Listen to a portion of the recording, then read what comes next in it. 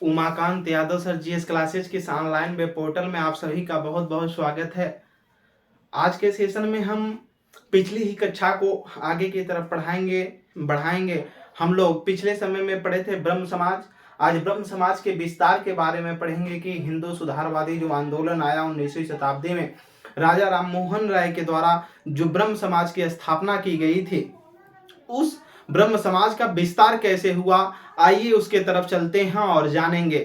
ठीक, ब्रह्म समाज का जो विस्तार हुआ है, पहले नेतृत्वकर्ता जो इसके थे द्वारकानाथ ठाकुर। जो ब्रह्म समाज का विस्तार हुआ है, इसके पहले नेतृत्वकर्ता द्वारकानाथ ठाकुर और रामचंद्र विद्या वगीश थे। कौन कौन? द्वारकानाथ ठाकुर थे पहले जो इसके नेतृत्वकर्ता थे, और दूसरा रामचंद्र विद्या वगीश थे। फिर इसके बाद 28 दिसंबर 1813 को इसकी जो बागडोर थी वो देवेंद्र नाथ ठाकुर ने अपने हाथों में ले ली। कौन? देवेंद्र नाथ ठाकुर ने अपने हाथों में ले ली।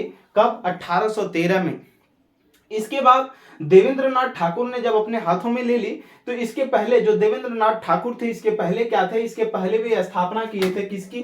तत्वबोधिनी सभा की। किसकी? तत्वबोधिनी सभा की उन्होंने स्थापना किया था, जिसका प्राचीन नाम पहले का नाम था पहले का नाम था तत्वबोधिनी सभा का जो पहले का नाम हुआ करता था वो तत्वरंजनी सभा थी। कहां पर स्थापना की गई थी इसकी? तो कलकत्ता में स्थापना की गई थी। किसकी? तत्वबोधिनी सभा या तत्वरंजनी सभा की। कौन किया था? देवेंद्र नाथ ठाकुर ने किया था। और देवेंद्र नाथ ठाकुर की ही एक मैगजीन की स्थापना हुई थी इसी के नाम पे, जिसका नाम था तत्वबोधिनी। इसके बाद देवेंद्र नाथ ठाकुर जो थे, इन्हीं के द्वारा क्या हुआ था, ये मुख्य संपादक जो तत्वबोधिनी की सभा थी, जो एक पत्रिका निकली, एक मैगजीन निकली, इसके जो मुख्य संपादक थे उसमें ईश्वर विद्याचंद्र सागर थे। ठीक, जिसमें अक्षय कुमार दत्त, राजनारायण बोस और राजेंद्र नाथ मित्र थे। जो मैगजीन निकलती थी तत्वबोधिनी नामक सभा से।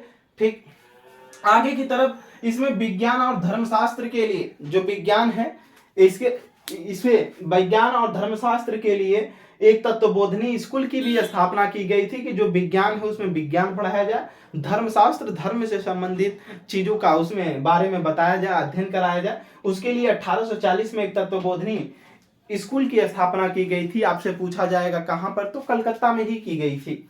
आगे की तरफ देखेंगे, 1857 ईस्वी में देवेंद्र नाथ टैगोर के द्वारा क्या हुआ, ब्रह्म समाज की जो सदस्यता थी वो किसको सौंप दी गई? केशव चंद्र सेन को सौंप दी गई। किसको? केशव चंद्र सेन को सौंपी गई। कब? 1857 में।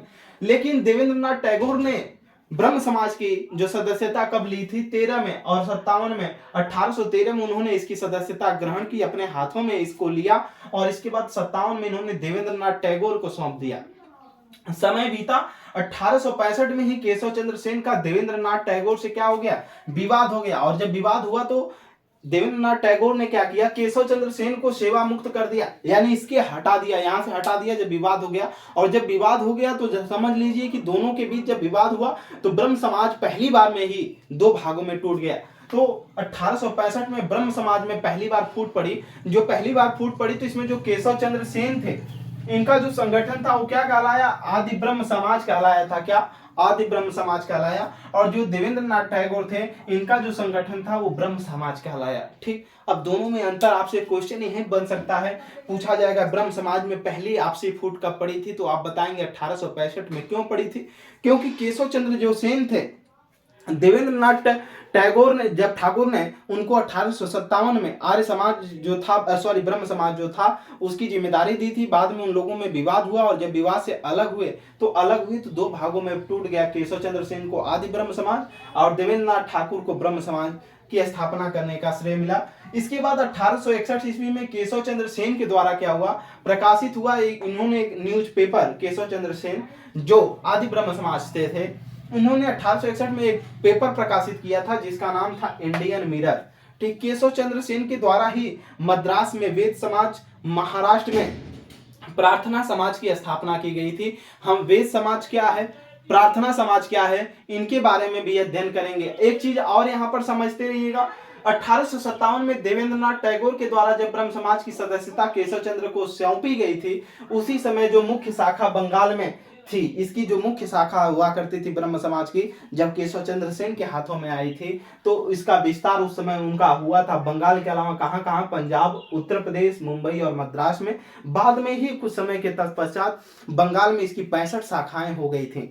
आगे के लिए हम फिर आपसे मिलते हैं, तो उसमें हम लोग देखेंगे कि केशव चंद्र सेन के द्वारा जो वेद समाज की स्थापना की गई थी मद्रास में, और महाराष्ट्र में क्या की गई थी, महाराष्ट्र में इनके द्वारा प्रार्थना समाज की स्थापना की गई थी। तो वेद समाज के संस्थापक कौन थे, उसका उद्देश्य क्या था, प्रार्थना समाज के संस्थापक कौन थे, उसका उद्देश्य क्या था। आइए हम लोग अगली कक्षाओं में मिलेंगे आपसे और देखेंगे। Umakant Yadav sir GS classes में जुड़ने के लिए आपका बहुत बहुत धन्यवाद मित्रों। ज़्यादा से ज़्यादा हमारी इस क्लास को शेयर करें और फैक्ट से साथ साथ कॉन्सेप्ट को समझते हुए जीएस पढ़ें।